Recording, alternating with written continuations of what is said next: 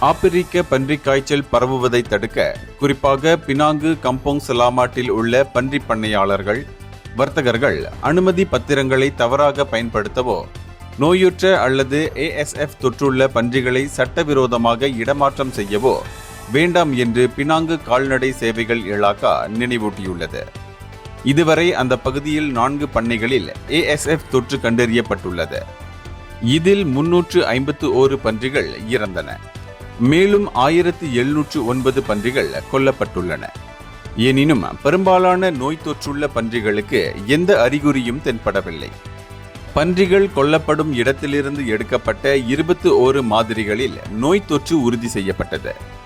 ஆனால் 4 பண்ணைகளை தவிர வேறு பண்ணைகளில் எந்த தொற்றும் இல்லை என்று மேலதிக விசாரணையில் தெரியவந்துள்ளது.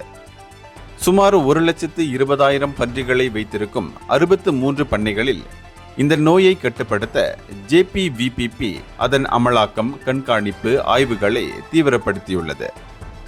இந்தியர்களின் இதய குரல் மக்களோசை.